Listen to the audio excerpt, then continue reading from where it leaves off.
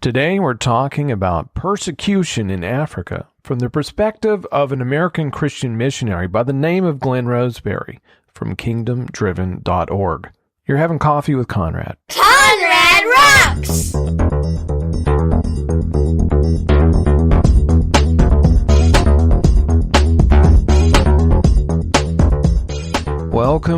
Welcome to another edition of Coffee with Conrad. This is Conrad from ConradRocks.net.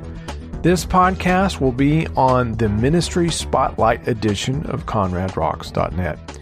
Today is a very sensitive podcast because we're going to be talking about persecution. Because of the nature of this subject, the countries that are involved will not be mentioned specifically in this podcast. This is for the safety of Glenn and everyone involved. Now keep in mind, Glenn Roseberry is an American Christian missionary in the bush, in the jungle, near the lions and tigers and chimpanzees and monkeys. And it's kind of hard to do an interview. So we're using an app called Voxer, where he speaks into his phone at his leisure when he can send me the audio file. And I'm splicing these audio files together for the interview. So you never know, you might hear some chickens in the background, you might hear people laughing. Just keep in mind, he's in the jungle basically. So, but this is very interesting today. We're talking about what it's like, persecution in Africa, the continent of Africa. And keep in mind that he puts house churches in Muslim territories, and some of these territories are hostile towards Christianity. So without further ado, here is the interview. You are going global for Jesus with ConradRocks.net. My persecution stories are really kind of multiple, about myself and also about my brothers and sisters I walk with. My own personal persecution experiences have been small. We get persecuted in many ways. I've had guns pointed at me, AK-47s, Uzis. They both seem to be a weapon of choice around here, and also an occasional shotgun. It could be a challenge and everything. But on the front of actually being persecuted for our faith, things are a lot clearer. I work in the slums of Mathari for a great part of my ministry here. We have multiple house churches in a slum of about 600,000 people. That's about a mile square, maybe a little bigger than that. It's hard to believe as a Westerner, 600,000 people can be in a little area like that, but there are. Right across the street from the slums, I have house churches there as well, among people that are refugees from countries everywhere from Sudan, Somalia, Eritrea, Ethiopia, and would be the main refugees that come in. I've worked with all those tribes and peoples, and we have had at different times house churches with every one of those people groups. The largest one we have, though, is with Ethiopians. Ethiopians aren't actually fleeing religious persecution per se. They are fleeing communism. Communist government in Ethiopia in the past has been brutal against a particular tribe called the Oromo. And so we have a huge representation of the Oromo in our area. They come both Muslim and Christian. Anybody that is threatened to, or any village that has had, let's say somebody vocally speaking against the government, we don't have CSI and big investigative units. So what governments do is they march in with armed forces. It is reported to me, and this information is tertiary, not firsthand, that the government begins killing men at one end of the village, and of course, that quickly makes the other men flee the village, and they run to Kenya to get away from the threat of death. So both Muslims and Christians wind up fleeing. As long as they're male, they got to get out of town, as it were. So they come here and wind up in the refugee area. Out of Somalia, there are Muslims coming, and they're fleeing warlords in that country. Sudan, of course, they fled both Christians and Muslims because of war. Eritrea, I can't really explain that. I don't really understand. It's a 100% Muslim nation. People come here, both Muslims, and many Muslims have become Christians here, and then they're persecuted once they arrive. And what happens is once they arrive, and become Christians or are Christians, they are moving into an area that's predominantly Muslim. And we have radicals in the Eastleigh area. This is what the refugee area is called, across the street from the Mathari slums. Somalis have taken their pirate money and bought a huge percentage of the property available there, apartment buildings and things like this. They are many radicalized Somalis. As you may know from watching the news, Shabaab is in Somalia, and so they seem to be able to move into Kenya from time to time. They bombed a church here.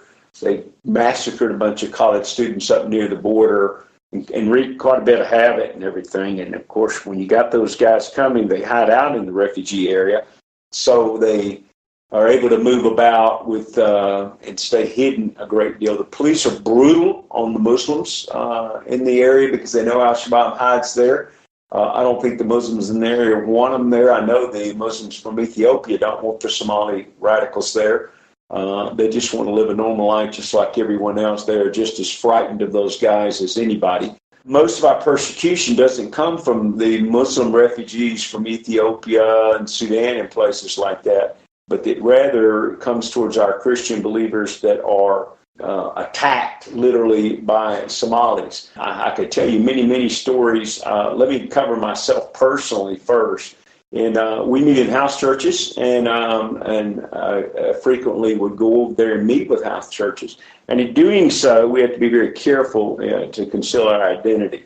You can go from one Muslim area to the other. Women that I've worked with are very adept at knowing that they can dress a certain way, and they're in their burqa, but they would travel into a certain area where women don't wear burqas, and they quickly duck into an alley and change with some speed, and they come out with just a head covering and a neck wrap type head covering, and they will come out and walk through a different area with different customs, and then duck into an area again and switch their headdress another. We don't walk together. We stagger ourselves. The women typically stay 100, 200 meters behind us. The men, we may walk within 50 meters of each other.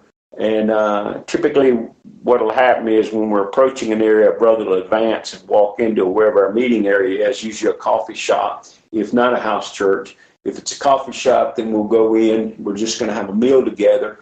And someone will go in and look around and see if there's anybody that looks radical. And we'll go in at that point. If we walk in behind him and he gives us the okay, then we'll go in and sit with him, usually at a table in the back.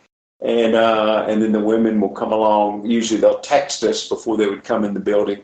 And we'll wait and watch those guys. Sometimes if we see them ordering a beer, we realize that he may look like a tough guy, but he's not a very devout Muslim, regardless of what you see on TV with super spy Muslims.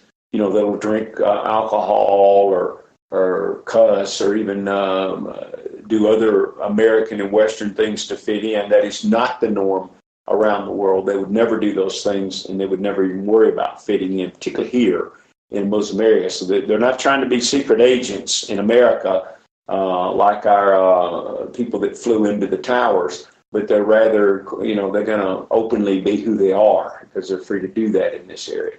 As a result, if a guy picks up a beer, orders a beer, we know all is well. This has happened is the reason I mentioned that. Literally, some guys that looked rather rough and tumble and also were dressed in Muslim garb would order a beer, and then you would know that they're just, they may go to prayers and they may do a lot of things that are proper in Islam, but they're not very devout because they'll also drink a beer. They just got on their head wrapped or some other signal that would lead you to believe they're Muslims. Of course, everybody pretty much is there. Christians, of course, would dress like normal Africans in just regular clothes and wouldn't wear a head wrap. The men wouldn't wrap their head up as you see Muslims traditionally do around the world. And then women, if they text us, they would come in and they would come in and sit with the men, and we'd be able to visit and all. In house churches, we would do the same thing, although we would all know we'd know the destination, but we'd stagger ourselves in going in the building. And one such occasion, as I was walking to the building, I was suddenly surrounded by a bunch of young people, I would say 16 to 24 years old at the oldest, very oldest. And they began yelling and screaming at me in Somalia. And back then, I shaved my head and shaved my chin. I wear a beard now, a rather long beard, as a matter of fact. They began to shout at me and were close enough to me to where they were gently bumping me. I won't say they were hitting me or anything like that, but bumping me. And I just spoke to them in Swahili and just said, "Peace, brother." And that made them angrier. And so anyway, a former imam that was a Christian broke out of the crowd, a gentleman that was going to attend our house church meeting, and began to speak to him, told me just to keep walking, don't look at him, and just go on to the house church, which we did. Once we were inside, he told me it was a trap because of my shaved head and shaved face, which they disdained. They had identified me as a Westerner, of course. And what they were trying to do was see if they could get me to defend myself. What they wanted me to do was to lay a hand on one of the young people. And the imam, who's dead now, so I can use his real name, Imam Hussein, he literally said what they would do is wait for me to touch one of these young people, and then there would be a whole cadre of adult men of adult ages that would then attack me and say that I had attacked the young men first, thus giving them the grounds to beat me or worse. And so that was the ploy. I survived that one. It went quite well. Within a few weeks, I was surrounded a second time. This time, it just so happened that I was visiting a family that were all Muslims, by the way. Imam had died, and he died of tuberculosis. That's another story. And they had surrounded me and really had me in a courtyard situation. It was like a courtyard going into this multi-level building in rather bad repair. Really an area that no Westerner will go in. I mean, this place looked like trouble, but that's where I go. And as I went in, they surrounded me, getting yelling at me and raising their hands like they were going to slap me. Once again, they're trying to get me to even defend myself. It gives them grounds to beat the tar out of you, which is what they're hoped to be able to do. Still at this time, I shaved my head and my chin, and they surrounded me and began to wouldn't let me pass and really had me cornered. I mean, I was pretty much, there was no way out. Had I tried to force my way forward or even tried to force a return back to the way I came in, I would have had to touch them, and that's all it would have taken for them to beat me. However, the family I was visiting, they were taking care of Imam's children. And I would go and get the little girls and take them shopping, make sure they had the school supplies. Imam's, one of his deathbed wishes was that I would take care of the children and ensure they got a Western education, and would raise and try and do what I could to see if they were raised Christians. As a side note, I did get them in a Christian school. They're now living happily in asylum in Canada. That's another whole story. They were able to get out. However, the Muslim man that was looking after him at the time and his wife heard the commotion outside when I was cornered and all the screaming and yelling. Of course, I didn't say a word back. I speak Swahili. I don't speak Somali. And I was really not saying anything to him. I was just smiling and trying to be friendly as they threatened me. And he came out and yelled at them to stop, and they kind of froze. And he came down the stairs. I believe they were on what we would call the second floor. They would call the first floor here. He came down and explained to them that I was there to help and a former imam's children, and that the imam had asked that I would help and assist with their education, which I was doing, and that I was coming to take the little girls shopping. And not only that I had been with Imam and had taken care of him and had actually lived with that Imam and these little girls for a year, which was the truth, and that I was a good man and could be and should not be harmed in any way. And that the Somalis absolutely agreed that if I had lived with an Imam until he passed away and been good to him and to his little girls and was there, in fact, to help them, then they certainly were not going to cause me any harm. They were smiled very big at me, warmly. They actually patted me on the back and walked away, thus diffusing that situation. And I praise God for that Muslim man standing up for me. He was very gracious to me. I frequently ate at their home and still consider him my friend, though once again he now has asylum himself in Canada. I'll probably never see him again. The third time that I personally suffered from any persecution is almost one I can't comment on too much. I'm walking in a crowd, once again, my head shaved and my chin shaved, my early years of being here, and someone just cold-cocked me. It's amazing to me that whatever it was or whoever it was even was able to swing, so I really can't comment that much. Now, I've mentioned my hair and my beard a couple of times. I wisely let my beard grow. Let me rephrase that. It wasn't wise at all. I had gone home to Tanzania, and the razor blades that I shaved myself with, the Mach 3 razor blade used by men all over the world, had gone up to the equivalent of about $24 US. You know, everyone knows no one uses them but white people, and only tourists passing through an area they assume would live there. They forget there are those of us that live in the area. So they know they try to rip the tourist off, and I just couldn't find them except in this one store. And I just said, I'm not paying for those razor blades. I just quit shaving. The reason I said formally that it was a wise thing is that the ancillary benefit of not shaving was not only did I save that money, but all of a sudden when I went to Eastleigh, even with just a 1 or 2 inch beard, everyone treated me different. For men to be unshaven in a Muslim culture is almost the equivalent, and I hope I'm not exaggerating here because I'm trying to understand and read a culture that I'm not a part of. It's almost the equivalent of a man being in drag and wearing makeup. Men are supposed to have beards. Men naturally have beards. Men grow hair on their face. To shave it off is to try and be like a woman, and only a Western dog would do such a thing. So inadvertently, when I quit shaving, and even with a 2 or 3 inch beard, immediately I never had any more trouble from being surrounded by Somalis or anyone else. Once it got a little longer, and of course I have a gray beard and gray hair that grew out, I kind of got a double whammy now, not only am I a bearded man, but now I'm looked at as being an old man. And in this culture and all over Africa, age is greatly respected and revered. And all of a sudden I went from being smacked in the head to people literally opened doors for me, calling me Babu, which means grandfather, being so kind to me as is almost felt like royalty. Even at the border, on one occasion when I had been in a motorcycle wreck and was injured with a cane, walking, they literally parted the line, insisted that I go to the front because a gray-haired man with a long beard and on a cane is a person of such.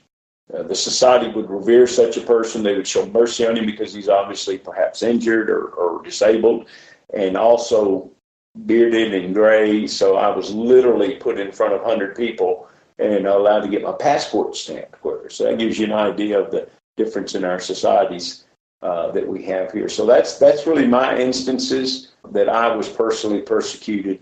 I've had my people come out of house churches and be badly beaten. I had one's ear almost cut off by radicals. He was a new believer, and somebody had given this guy a Bible that looked like one of those American Family Bibles. I mean, you know, the 3.5 inch thick, 10 inch long, 8 inch wide Bible with the gilded gold pages and a big cross on it. And he was so proud of that Bible, he literally walked down the street with it in an area with a lot of radical Somalis literally going to mosque there. And our house church meeting was literally in the next building, and I wasn't at that meeting. I did not attend. I can't go to all of them.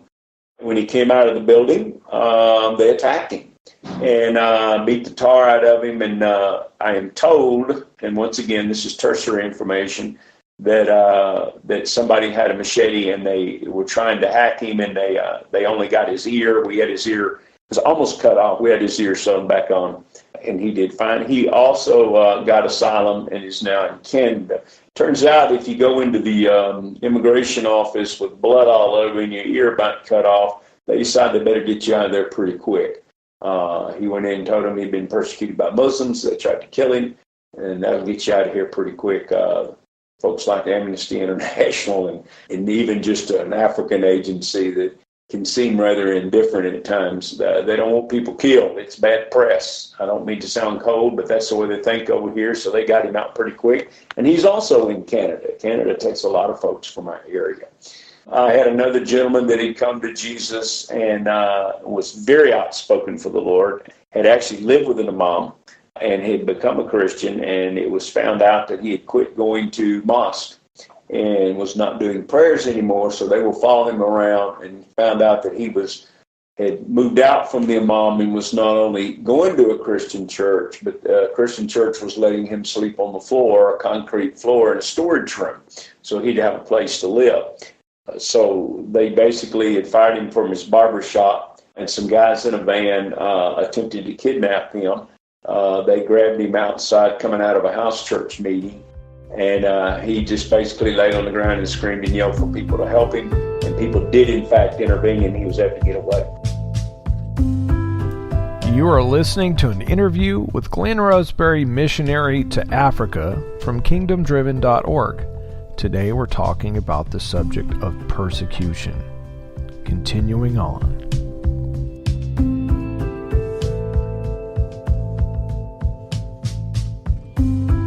When we very first started coming, we very first started our very first house churches, we had a young lady that was meeting with us, and we were in our infancy, and she was leading many, many Christians to the Lord. She was an incredible evangelist.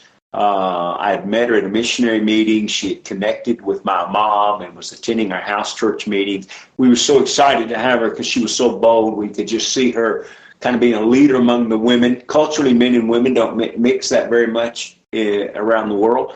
Having a woman that could teach the women and could be an example of boldness and sharing the Lord and was very adept at leading people to Christ would have been a huge asset. However, very soon after her meeting with this, she was captured outside of her apartment, and they slit her throat, and then they drug her behind the apartment building and left her there. And then their MO is to near fatally wound someone and then lay them out, and then wait and see if anybody comes to help them. And then whoever comes to help them, they would then question them, probably force them back in their home looking for Bibles and things like this and see if they're a cohort of hers. By the way they caught her was they got in her purse and found a Bible, and that led to her demise. Her neighbors, many of whom were Muslim, came outside later after the sun had gone down and raised again. They went outside, and of course, by then she had bled out. And I know this sounds cruel and terrible to you and I, but bear with me. They poured gasoline on her and lit her on fire. And the reason for this is they're trying to hide her identity. They're trying to hide everything they can about her. They don't want the police to be able to successfully investigate her. So no one wants the investigation to go anywhere. So they destroy everything, including the body. And then all went back inside, and then someone got another neighbor to call and say, there's something on fire. We think there's somebody on fire, and gave him the location and hung up, probably using something very similar to what we call a burner phone. And when the police come to investigate, of course, nobody knows anything, nobody saw anything, and the whole thing goes away. We later found out that the lady's identity had been found because Shabaab had captured a guy that was a Christian and tortured him for 3 days there in Eastleigh. Had him make out a list of all the Christians he knew, and he put her name on the list. They told him if he did, they would spare his life. And then when he felt like they got everything they could out of him, they strangled him. It is normal here to be persecuted. We expect to be persecuted. It is, Christ told us to expect it as well. We really don't even pray for persecution to end. We pray that we would continue to be bold and we continue to share. We accept that. All our people accept that.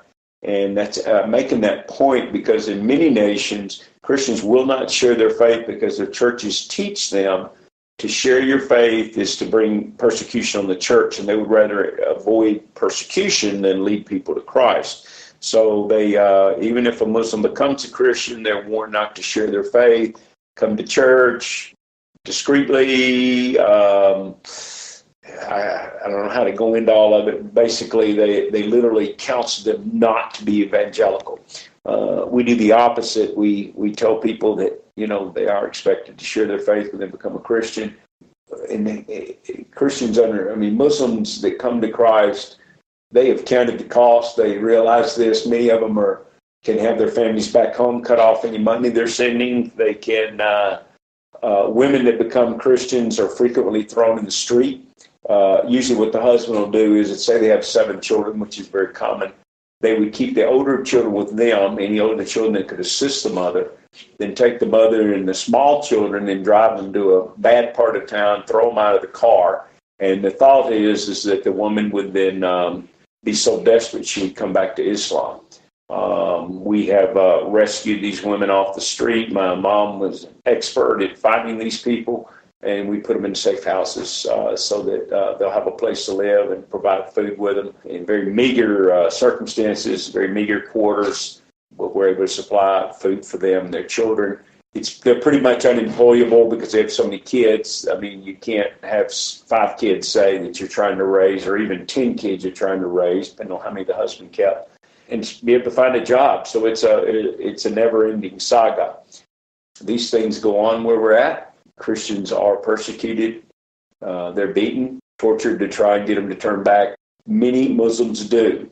Some Muslims go back to Islam for the simple reason that no one will hire them. There's a lot of wealthy and influential Muslims that live in Eastleigh. They'll make sure that somebody that goes to becomes a Christian can't get hired by anybody, and they'll threaten anybody that hires them. We try to find them. We do everything we can. We'll say no to no one, but it's a very difficult situation. Probably has 700,000 or 800,000 people in about a 4-mile area, so it's impossible for us to find them all, and we only can help a small fraction of those we can get our hands on. This is such a normal part of our life here now that I'm afraid I probably don't make it sound very exciting. It's rather monotone when I speak of it. I do want to tell you another story, and once again, I can't mention the country. But we have a group that came here, and we trained them. We took our printed materials and translated them into another language. We meet with them probably a minimum of once a year, sometimes twice a year, and do more training, and I've been invited to that country and go. It is a fully Islamic country, and persecution is fierce. Christians are killed there on a regular basis. There is a Christian population there. And so anyway, we have some young people that we did this training with. They went back to Pakistan, began practicing Luke 10 evangelism and going out and sharing their faith, led many Muslims to Christ in this country. Not only that, but they literally went into the very far mountainous regions and have planted 11 house churches in Taliban territory. I know people may find that hard to believe, but we have successfully planted house churches among the Taliban. They were working with some South Koreans and Chinese Christian missionaries as recent as 2 years ago. Like us, they travel staggered when they're in Muslim areas, and they were getting ready to cross into Afghanistan. One of the rare occasions where they were actually crossing at a legal border, which we seldom do. There's so few of those, it's just a nuisance to go find one to cross legally. Besides, all they really do is interrogate you. There isn't any Afghan stamp for your passport or picture taking an ID and checking you out and all that stuff that you're used to at a location. There's just basically a bunch of tough guys questioning people and roughing them up if they don't like it and turning people away that they don't like or that won't pay a bribe. It's more like a bunch of thugs guarding the road, for lack of another term. When they were in line that day, the South Koreans were in the lead, and as they went through the checkpoint, the Taliban were actually watching for them and murdered them right there, let them come into the country, and then quickly killed them. So all of our guys turned around and went the other way. A lot of persecution over there. Our people have been on list. They're being looked for. Even Christians hinder Christians over there from sharing their faith to a horrible extent. They, not wanting persecution themselves in a country where it's against the law to convert a Muslim, they will actually turn another Christian in. We do house church. They think house church is heresy.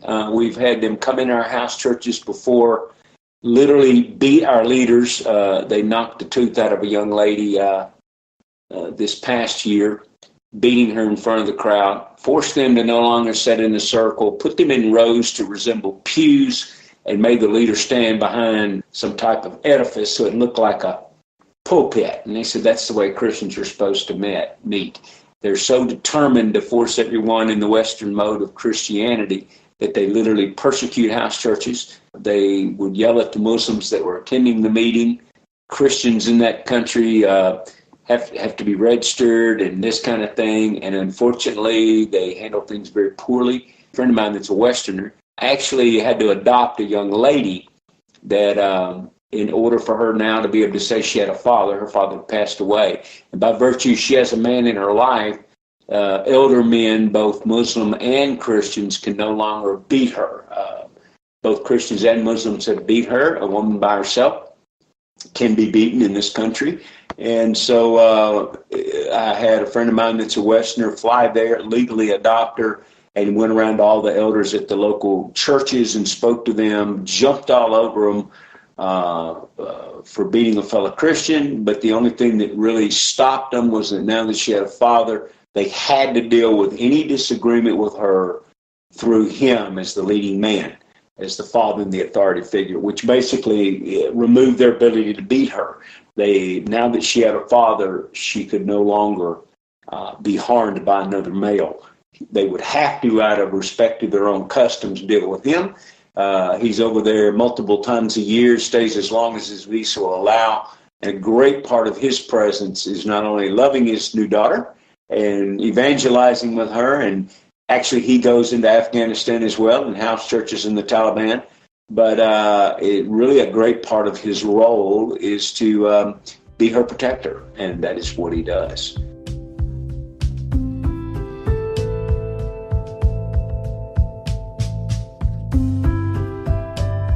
You are listening to an interview with Glenn Roseberry, Missionary to Africa from kingdomdriven.org. Today we're talking about the subject of persecution. Continuing on. We have a thing here, if you're in the refugee area and you're going to an area and you hear machine gun fire, then you just turn around and just go as far away as you can. I remember going down the street one time and into an area, and off in the distance you heard the and then a different caliber gun coming from a thing, and you realize someone up ahead is having an automatic machine gun fight. And so, the whole street, everybody just kind of froze in their tracks, turned around, and everyone began to walk away and go back the other direction. What was funny about it is that it doesn't happen all the time, but it happened enough for people to know that you just don't go that direction. So as a result, this very orderly group of people, and there was thousands of us walking down the street. We're very pedestrian here sometimes. So, you have thousands of people walking a direction down the street, and the sound of the gunfire comes, and everyone stops. Then they slowly turn around, maybe a third of the crowd, and begins to walk the opposite direction. And then maybe about 3 seconds later, another third of the crowd. And then the rest of the crowd pretty much just follows suit. And a few stand there just looking down the road. I can't tell you what they do, because I'm not with them. I'm going the other direction. It is just life in the developing world where there is radical Islam. And I might also add that most Muslims in that area are probably more concerned than anyone else, and definitely get out of that area. During that period of time when Al-Shabaab was hiding in that area so much, it created so much pressure on their community because, they originally they obviously all get grouped in with the radicals. And so all of a sudden, everyone that has a certain look, and so they all get profiled. And so it's not uncommon for the police to round up hundreds of guys and take them to jail. And the idea is you take them up, you arrest them all for something. It doesn't really matter what. And then you're able to interrogate them all under your control, meaning that you kind of get your net out and you catch a couple of hundred of them just randomly on the street, and then you bring them in and interrogate them all. Maybe you'll catch a bad guy. Not sure that's ever happened, but it is a process by which they put into action whenever there is any activity goes on in the area. So anyway, these things happen from time to time. I really praise the Lord, though, that when I first came here, it was a lot. I would have to tell you that I was with an imam at one point. We were, and there had been a bombing the night before, and there had been some murders and things going on, and different radical groups were taking note of it. And I was walking with an imam that had come to Christ, very evangelical guy. Next thing I know, he gets swept into an alley, and then somebody comes up and grabs me and starts pulling me into an alley. And of course, being a Westerner, I turn around, I don't see a badge or anything. I'm just like, I kind of just freeze and plant my feet, not knowing what's going on. And they flash a holster, show me that they've got a gun. It appeared to be a Glock. The next thing you know, someone else pushes me and starts, asking me who I am and that kind of stuff. They pull us into an alley, and they have an elite force here. And these are undercover, both men and women. And they're highly trained, highly skilled. These would be kind of a cross between a Homeland Security and FBI, you might say, in the States. And, they pulled us in real quick, demanded to see my passport, wanted to know what I was doing with this guy and everything else. And the imam I was with kept on him a letter from the UN where he had filed for religious persecution status. He quickly showed it, and they wanted to know why I was with him. And I sure, I was a little resistant because I didn't know who I was talking to. So I'm just like, I can't imagine why that's any business of yours. I'm American. We have rights and that kind of thing.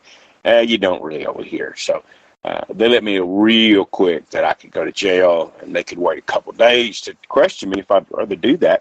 But Imam began to preach to him about Jesus and him risen and crucified and Lord of Lords and King of Kings.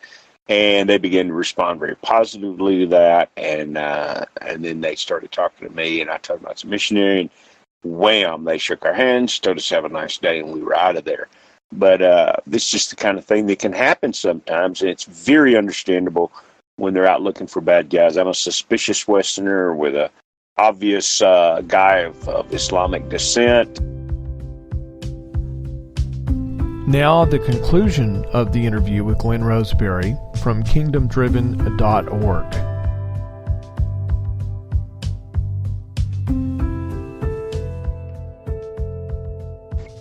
This last story is a heartbreaking one. We have led many young people to the Lord in this country. It is particularly difficult for the young ladies when we lead them to the Lord. I'll tell you the story of one, and then you'll give you kind of a microcosm, and your listeners can relate to this. The young lady came to the Lord, then her parents came to the Lord as well, leaving Islam and coming to Christianity, which is against the law in this country.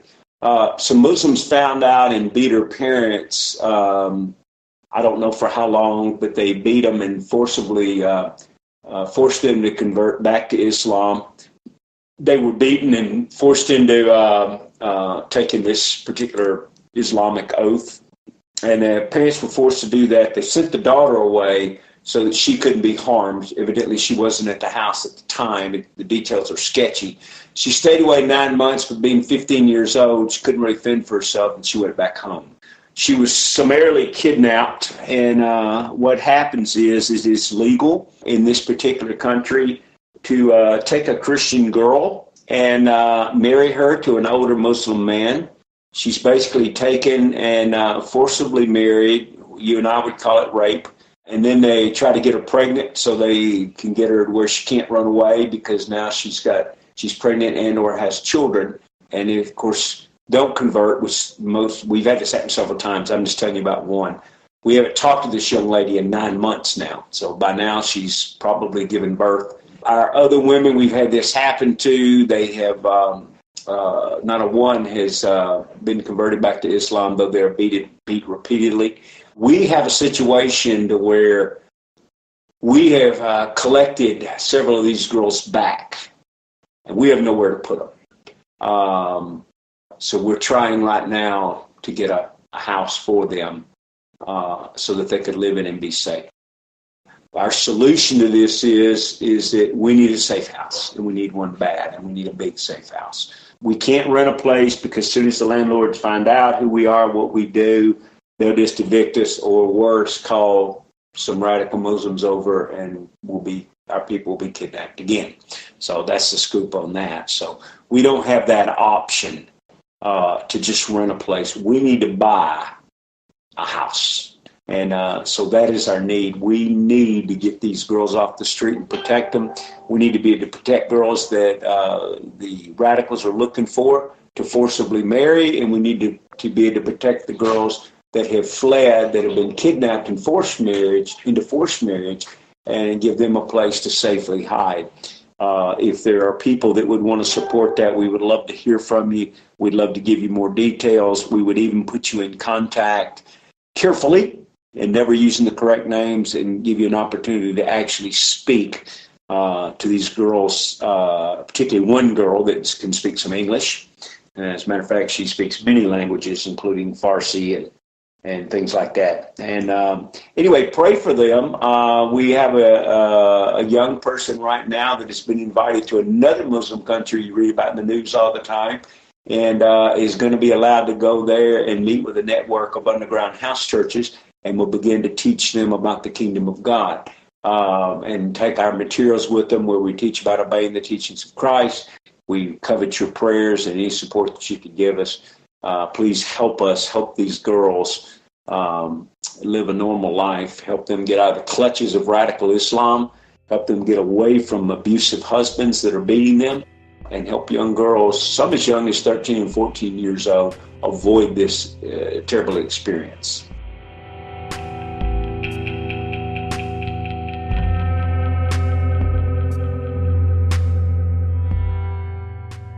Now, wasn't that amazing? We appreciate Glenn being brutally honest about the persecution that goes on in his surrounding areas.